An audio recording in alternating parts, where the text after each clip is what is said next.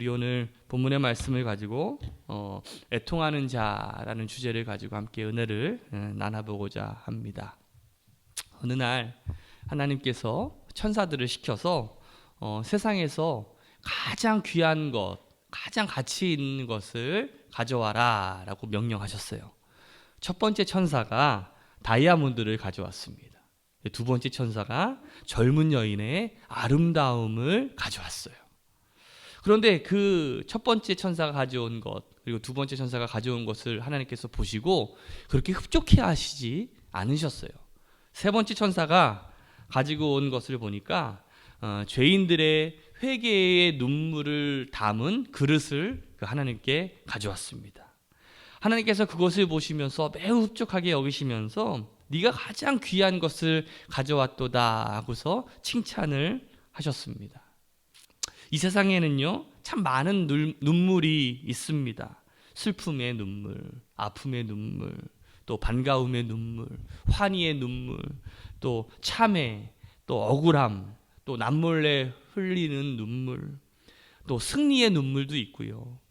여러 가지 이 생리적인, 요즘에는 제가 나이가 조금 들어서 그런지 몰라도 그냥 가만히 보면 가만히 눈물을 흘리고 있어.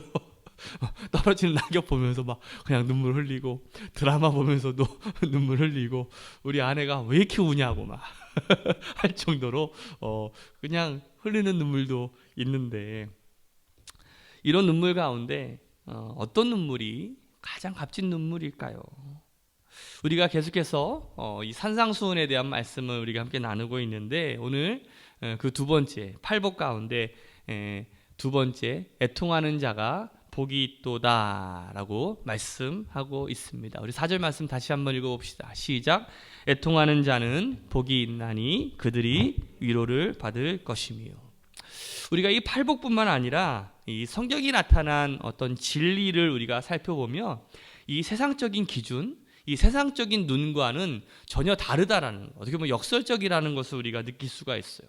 어째서 부자가 부유한 것이 복된 게 아니라 심령이 가난한 것이 어떻게 보면 복될 수 있을까? 기뻐하는 자가 아니라 어떻게 보면 슬퍼하고 애통하는 자가 어떻게 복될 수가 있을까? 우리의 이 세상적인 기준으로 봤을 때는 전혀 이해 안 되는 그런 메시지일지 몰라요.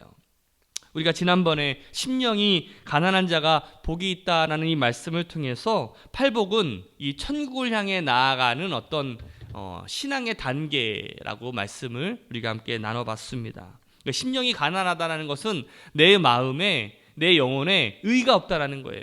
그러니까 공로가 없다라는 거예요. 그래서 내가 내 힘으로 천국에 들어갈 수 없다라는 것이죠. 구원받을 수 없다라는 거예요. 그래서 내 마음이 가난하다라는 것은 반대로 얘기하면 주님을 붙들 수 있는 마음이 있다라는 거야. 그러니까 주님만 의지할 수 있는 마음이 있다라는 것이죠. 그것이 우리의 신앙의 첫 출발점이고 기초가 되어야 된다라고 제가 말씀을 드렸습니다. 예수님밖에 의지할 것이 없고 자랑할 것이 없다라는 그 우리의 마음, 그것이 심령이 가난한 자가 가질 수 있는 복이라고 제가 말씀을 드렸어요. 오늘 팔복 중에 두 번째, 이 애통해야 된다라는 것은 무슨 뜻을 우리에게 의미하는 것일까? 이 애통이란 단어를 사전적으로 살펴보니까 슬퍼하고 가슴 아파하는, 슬프게 막 울부짖는 것, 막 슬프게 한탄하는다라는 표현을 그러한 사전적인 의미를 가지고 있더라고요. 이 세상은요, 고통입니다. 그렇죠? 애통할 일이, 슬퍼할 일이 참 너무나 많이 있는 것 같아요. 억울하고 막 서럽고 그냥 삶 자체가 막 고통이에요. 제가 이 말씀을 준비한 역대기에 나타난 야베스라고 하는 인물이 생각이 나더라고요. 여러분들 야베스 들어보셨죠? 야베스라고 하는 이름의 뜻이 뭡니까? 고통이라는 뜻이에요. 그러니까 그 부모가 이 야베스라고 이름을 지었을 때 정말 얼마나 삶이 힘들고 애달고 고통스러웠으면 그 이름 자체가 고통이에요. 요즘으로 치면 김고통 씨, 뭐 이고통 씨, 박고통 씨 이렇게 부르는 거죠. 얼마나 삶이 힘들었으면 고통이라고 지었을까. 제가 도깨비라고 하는 드라마가 한때 유행이었잖아요. 저승사자가 잘생긴 저승사자였는데 이 저승사자가 이제 그 저승으로 사람을 보내기 전에 이 찻집으로 데리고 옵니다. 그러면서 꼭 하는 말이 있어요. 이 차를 마시면 이 생에서의 기억이 다 지워집니다. 그러니까 막 얼마나 이 세상에서의 고통과 또 삶의 어떤 한과 아픔과 슬픔들, 그것을 이 차를 마심을 통해 가지고 다 지워지는, 그래서 많은 사람들이 이 저승에 가기 전에 이 차를 마시는 그 이야기가 이 도깨비 속에서 나타나는 것이 좀 제 마음에 기억이 났는데, 이 세상은 우리에게 이렇게 얘기합니다. Don't worry, be happy. 그렇죠? 걱정하지 말아라. 행복해질 거야. 그러면서 우리에게 어떤 슬픔 자체를 아예 외면할 것, 그리고 그냥 억지로라도 뭐 웃어라, 행복해질 거야 라는, 어떻게 보면 그런 망상된 어떤 희망을 우리에게 줄 때가 많이 있는데, 우리가 이런 이 세상적인 분위기와 이 사상 속에서 주님은 우리에게 반대로 이야기하고 있어요. 애통하라라고 말씀하고 있는 거예요. 그러면 오늘 주님께서 애통하라라고 하는 말씀이 과연 어떤 의미가 있는지를 함께 살펴보고자 합니다. 오늘 주님께서 말씀하시는 이 애통은 그냥 무작정 슬퍼하라라는 것이 아니에요. 그냥 가슴치고 한탄하고 이렇게 한이 많은 그 애통이 주님이 말하시는 그 애통은 아니에요. 만약에 그런 것이라면 우리 민족은 원래가 한이 많은 민족이잖아요. 그렇죠? 우리 딸이 그 아리랑을 부를 때마다 제가 왜 이렇게 막 눈물이 나는지, 막 차를 타고 가는데 우리 딸이 뒤에서 막 아리랑 노래를 불러요. 그 홀로 아리랑인가? 그거를 막 부르면 저도 막 운전하다가 그냥 눈물이 막 나. 이게 참 왜 그럴까 가만히 생각해 보면 우리 민족 자체가 이렇게 한이 많은 민족이야. 그런데 오늘 이 애통의 참된 의미를 우리가 살펴보면서 오늘 주님께서 가르쳐 주신 그 애통의 의미를 이 성경을 통해서 우리가 좀 살펴볼 필요가 있을 거라고 생각이 들어요. 먼저 우리가 애통을 살펴보기 위해서 성경적인 애통의 의미가 아닌 것을 먼저 우리가 좀 짚어보려고 합니다. 먼저 성경적 애통이 아닌 것들은요, 대개 모두 자기의 욕망에 근거하고 있다라는 거예요.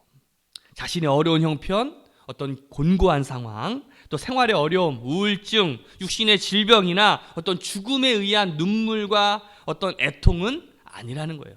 주님이 말씀하시는 애통이 아니라는 것이죠.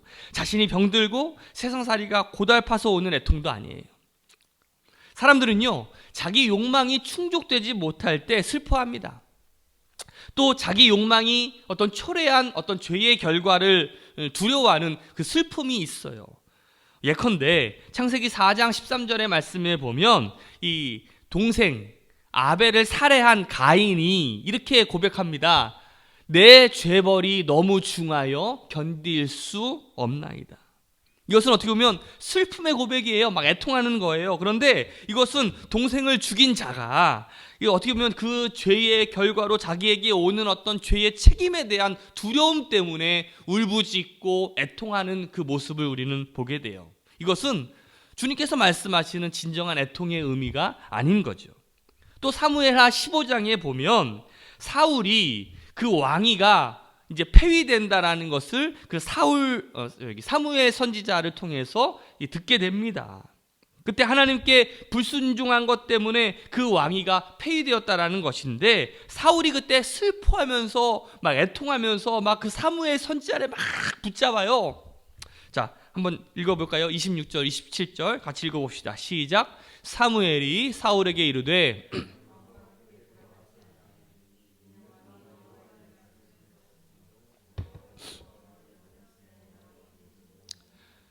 사무엘이 가려고 돌아설 때에 사울이 그의 겉옷자락을 붙잡음에 찢어진지라. 지금 여러분들 이 상황이 어떤 상황인지 알겠죠? 이 사무엘이 사울에게 당신은 이제 하나님께 불순종했으므로 하나님께서 당신의 왕위를 폐위할 것입니다. 그때 이 사울이 막 사무엘의 막 그냥 옷자락을 막 그냥 잡으면서도 놓치지 않으려고 막 그냥 울부짖으면서 애통하는 그 마음을 우리는 보게 됩니다. 이것은 이 사울이 하나님의 마음을 이해해서가 아니라 오로지 자신의 왕위를 지키고 싶은 어떤 그 욕심 때문에 갖는 애통인 거죠. 이것은 성경이 말하는 진정한 애통의 의미가 아니라는 거예요. 그러면 주님께서 말씀하시는 애통이란 어떤 의미가 있는 것일까?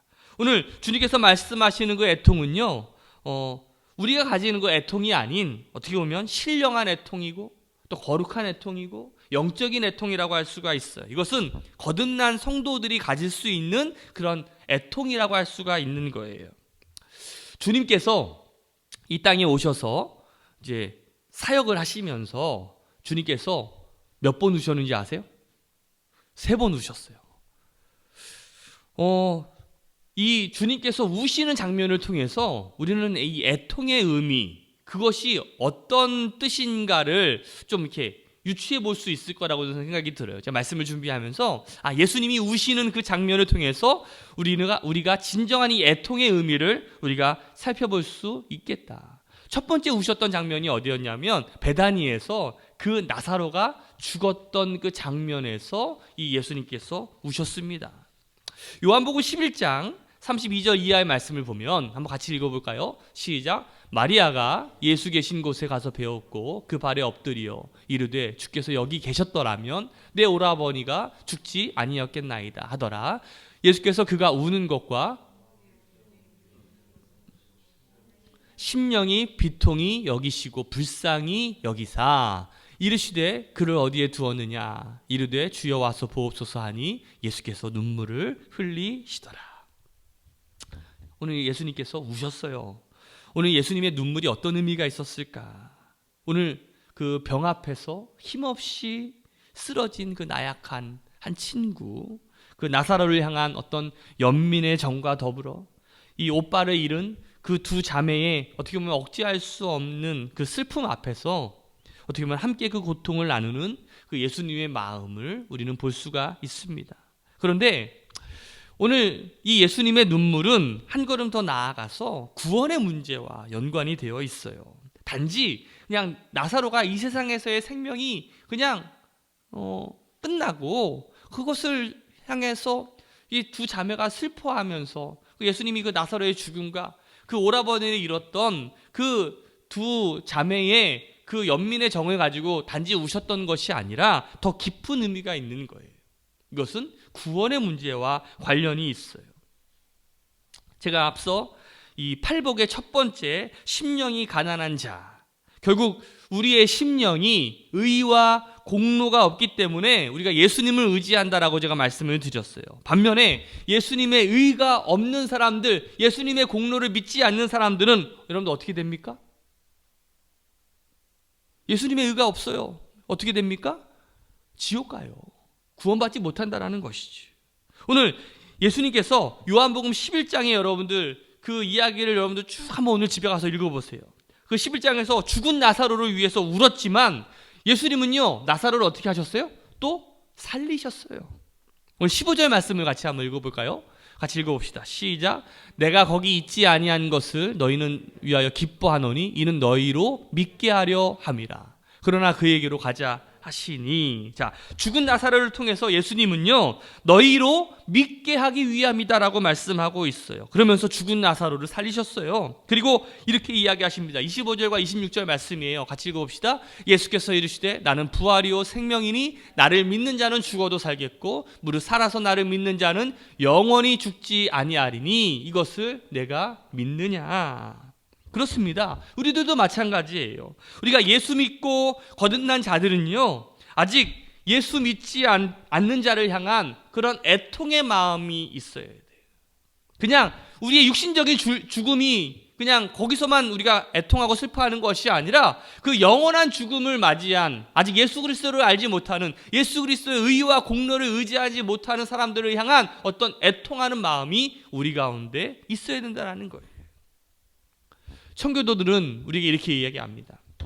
사람이 한 번 태어나면 2번 죽고 2번 태어나면 1번 죽는다. 여러분들 이 말이 무슨 말인지 아십니까?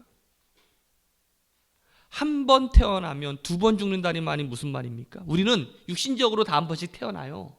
그런데 우리가 새롭게 예수 그리스도를 통해서 예수 그리스도를 믿고 내가 중생하고, 그러니까 다시 말하면 거듭나지 못하고 새롭게 태어나지 못하면 우리는 영원한 죽음을 맞이 않게 된다는 거예요.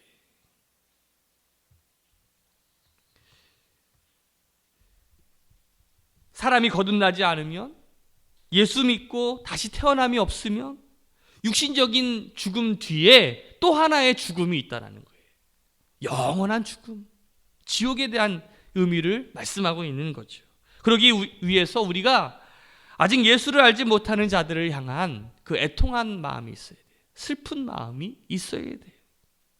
인간적인 죽음, 어떤 육신적인 죽음 앞에서 우는 것이 아니라 구원받지 못함에 대한 애통함과 슬픔이 있어야 된다는 거예요.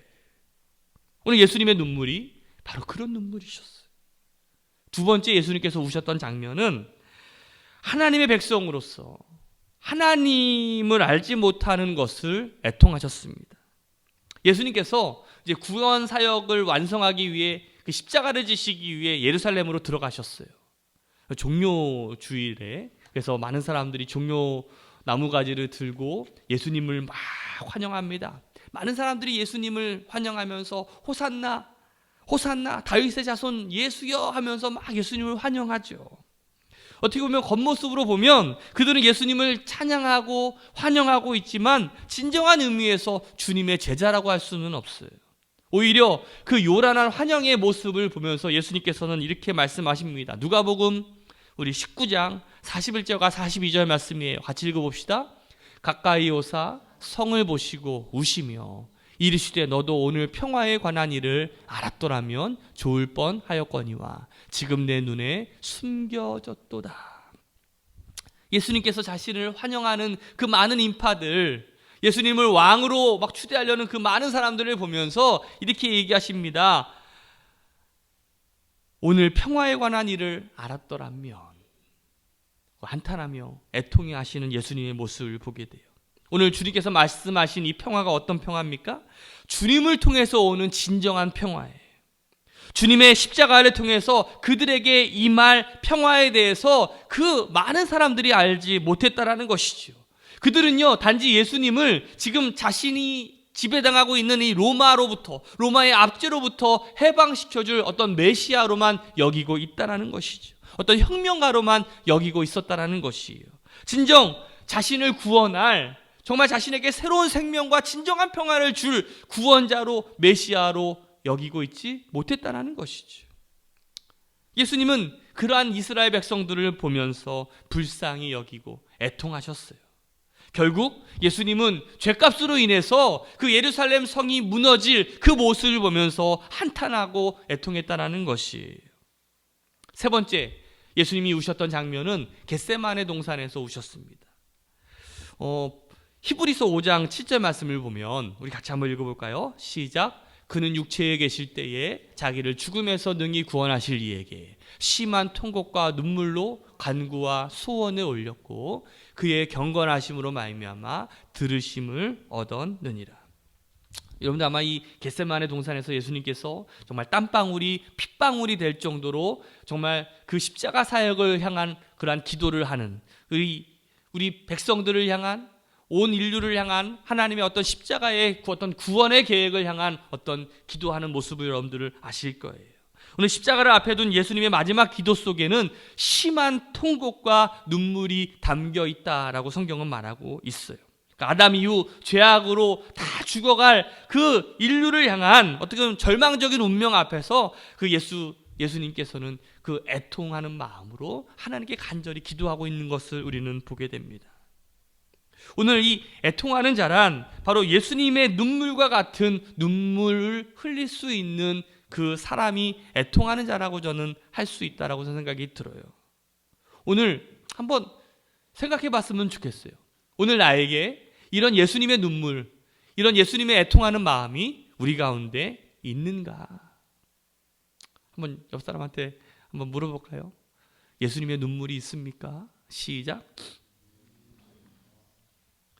구원받지 못한 자들을 바라보면서 정말 안타까워하고 정말 그 영혼 한 영혼을 보면서 정말 예수님과 동일한 그런 애통하는 마음이 우리 가운데 있는지, 아직 예수를 알지 못하는 우리 가족들, 내 이웃들, 내 지인들, 그 사람들을 향한 그 마음을 보면서 우리가 정말 애통하는 마음을 갖고 있는가?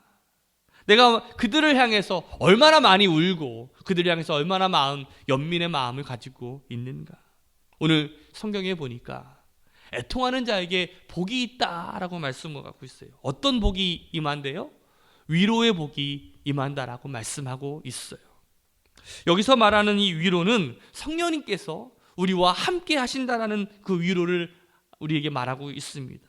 우리가 성령님을 가리켜서 보혜사라고 불러요. 보혜사. 저는 이 보혜사의 뜻을 우리를 보호해 주시고 은혜를 주시고 사랑해 주시는 분이라고 저는 표현하고 있는데, 이 헬라어로 이 보혜사를 파라클레이토스라고 불러요.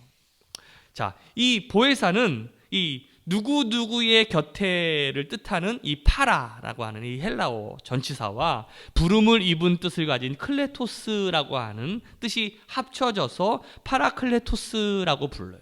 이것이 바로 보혜사의 뜻이에요. 다시 말하면 불러서 내 곁에 계시다라는 뜻이 되겠죠. 우리가 애통할 때 위로의 복이 우리에게 임하는데, 위로의 복은 성령님께서 우리 옆에 계셔서 우리와 이렇게 위로해 주신다는 거예요. 함께 해 주시겠다라는 것이. 우리가 예수를 알지 못하고 세상의 헛된 것을 쫓아 살아가는 그 영혼들을 위해서, 또 가족들을 위해서, 이웃들을 위해서 우리가 애통할 때 오히려 이 세상은 그들은 우리를 조롱할지 모르지만 그 조롱 앞에서 우리 성령님께서 우리를 위로해 주신다는 거예요. 그런데 문제는, 더 안타까운 것은요, 먼저 믿은 우리들이 믿지 않은 자들을 향한 어떤 애통과 또 열정과 간절한 마음이 사라지고 있다는 거예요. 오늘 여러분들 마음은 어때요?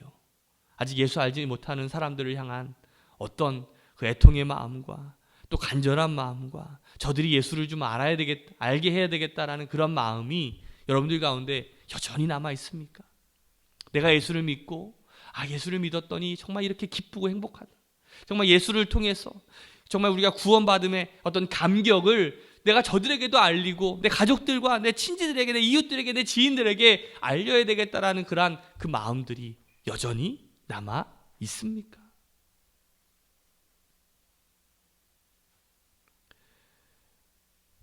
혹시 그들을 향한 이 간절한 마음이 사라지지는 않았는지, 전도는 그냥 해도 그만 안 해도 그만이라는 생각으로 우리가 그냥 하루하루 그냥 내 삶에 그냥 치이면서 살아가고 있지는 않은가? 오늘 하나님의 사역과 하나님의 마음에는 전혀 관심을 끊고 나만의 이기심과 욕심으로만 어떻게 보면 채우면서 삶을 우리가 살아가고 있지는 않았는지, 오늘 우리에게 구원의 눈물과 사랑의 눈물이 마르지는 않았는지요. 사실 하나님은요, 눈물에 약해요. 누가복음 7장에 보면 나인성의 이 과부의 외아들을, 그 상여를 뒤따라가면서 통곡하는 그 과부의 모습을 보면서 그 아들을 살려내셨습니다. 한나가 눈물로 기도할 때에 사무엘을 주셨고요, 히스기야가 눈물로 기도할 때 15년이나 그에게 삶을 더 연장시켜 주셨어요. 베드로가 회개하면서 기도했을 때에 바로 하나님께서는 다시 한번 기회를 주시는 것을 우리는 보게 됩니다. 오늘 우리가 불신자들을 향한 그러한 다시 간절한 마음을 갖고, 또 이 코로나로 인하여 힘들어하는 이 나라와 이 민족을 우리가 바라보며 우리가 눈물로 다시 애통하는 마음을 갖게 될 때, 오늘 하나님이 우리에게 주시는 위로와 평강이 함께할 줄로 믿습니다.